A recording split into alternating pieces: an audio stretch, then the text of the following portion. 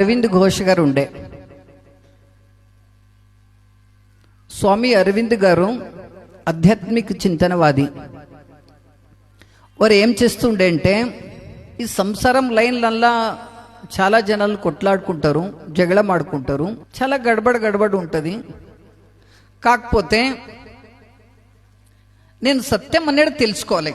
సత్యం ఏమున్నది, లైఫ్లో ఫ్యాక్ట్ ఏది ఉంది, సత్యం అంటే ఏంది, ఇలా తెలుసుకోవాలి అని తనకు మనసులో వచ్చేసింది.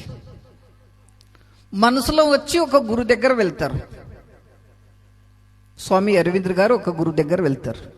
వెళ్ళిన తర్వాత నేను ఆధ్యాత్మిక మార్గం అన్నది తెలుసుకోవాలి, దేవుడు అంటే ఏంది అని తెలుసుకోవాలి. ఊకే నేను ఖాళీ గురువులు అది ఇది అనుకొని నమ్ముకుంటే కాని పని. ఒకసారి ఆధ్యాత్మిక లైన్ ఏముంది, సత్యం అంటే ఏంది, దేవుడు అంటే ఏంది తెలుసుకోవాలని ఒక గురు దగ్గర వెళ్ళారు. దగ్గర పోయి ఇట్లా మొక్కుతాడు. ఎవరు? స్వామి అరవింద్ గారు మొక్కుతారు.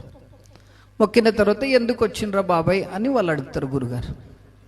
గురుదేవా, జీవనంలో అంతిమ సత్యం ఏముంది అది తెలుసుకోవడానికి వచ్చిన.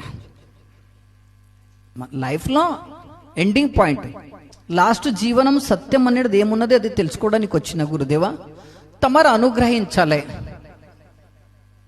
తమరు ఆశీర్వాదం